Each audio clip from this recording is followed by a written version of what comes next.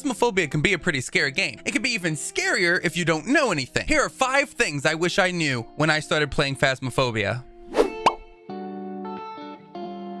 First and foremost, pictures equals money. You might be thinking when you start the game that guessing the ghost is the best way to make money.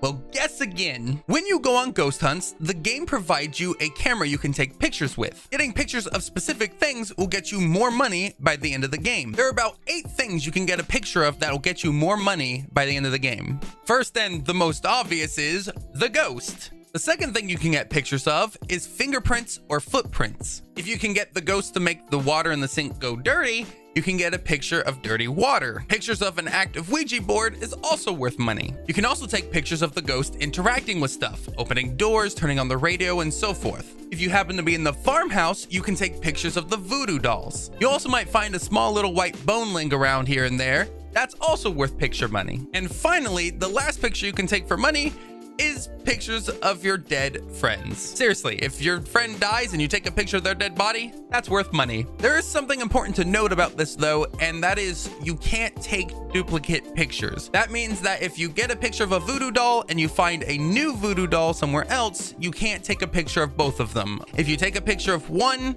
and then you take a picture of the other, you'll only get the money for the one. You won't get money for both. And bonus tip, if you do find a bone, take a picture of it and then pick it up. Picking up bones gives you even more money, and you don't have to have inventory space in your hand to pick it up. You just click pick up.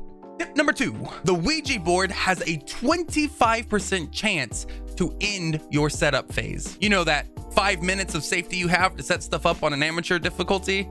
Yeah, you have a 25% chance to make that go bye-bye. One of my first few games I ever played, I was playing with a friend who found the Ouija board. They decided they wanted to mess with it since we had about 3 minutes of safety left, and they thought it would be funny to mess with the ghost. Not even 20 seconds after that, the ghost had started a hunt with us, and we were all very confused as to how that happened. Once we got back outside to the truck, we noticed the timer was at 0, and we're very confused because we normally use a timer on our phones to make sure that we're staying on time. So needless to say, I've learned my lesson.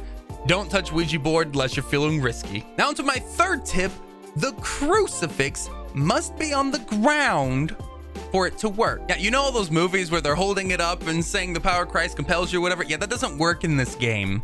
That doesn't work at all. No, instead, the crucifix has about a 3-meter radius when you place it on the ground that can stop the ghost from entering hunting phase. However, if the ghost is already on a hunt, the crucifix is basically useless at that point. So if you find the room the ghost is in, make sure you place the crucifix down early so you don't regret it later. On to tip number 4, the journal can be misleading. The journal is a wonderful tool that both gives you information about all the ghosts, the type of evidence you need, and obviously lets you put in what ghost you think it is for that extra money at the end. However, there are some parts of the journal that are phrased in such a way that aren't entirely true. For instance, the journal will say, "The shade will not enter hunting mode if there are multiple people nearby." Yeah, that's a lie. Or rather, it's just not the whole truth. In reality, the shade has a drastically lower chance of starting a hunt if players are next to each other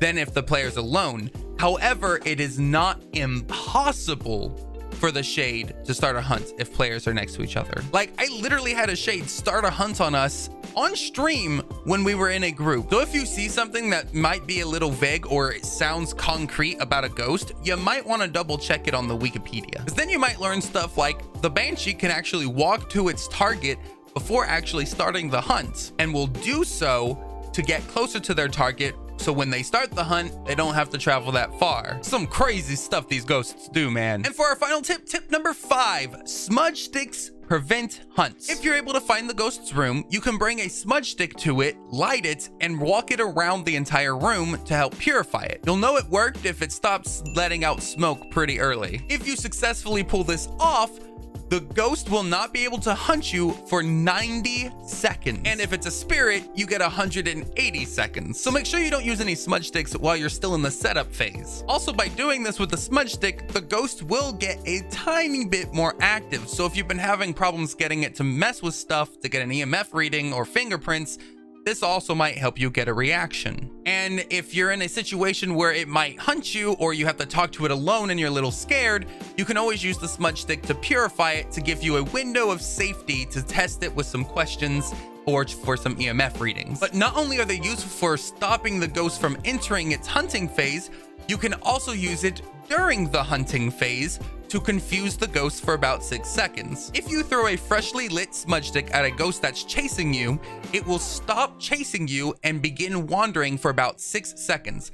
This will give you some time to find a hiding place to hide from the ghost and wait out the rest of the hunt. But keep in mind, this does not entirely stop the hunt, it only slows it down from catching you. And another thing to note, the smudge stick only lasts for approximately 15 seconds when you light it.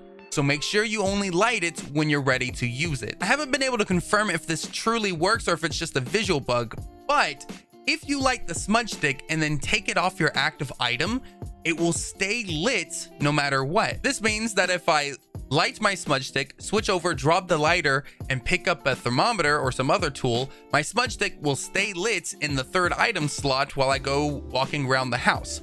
However, I don't know if it actively functions as an active smudge stick or not. Right now, I believe it's a visual bug, but feel free to test it out yourself and see if you get any results. Also, bonus tip, if you hit the like button, it's been proven to stop ghost attacks 100% of the time. So if you want your next ghost hunt to go really well, make sure you smack that like button. And if you want even more tips, you can hop by my Twitch channel, link in the description below. I stream every Friday and Saturday evening from 3 to 7 Eastern Standard Time. Come on by and tell us about your favorite ghost hunt experience you've ever had in Phasmophobia, or just come to hang out with a great community filled with awesome nerds. Thank you so much for watching and happy hunting. Aninjaninja out. Smoke bomb.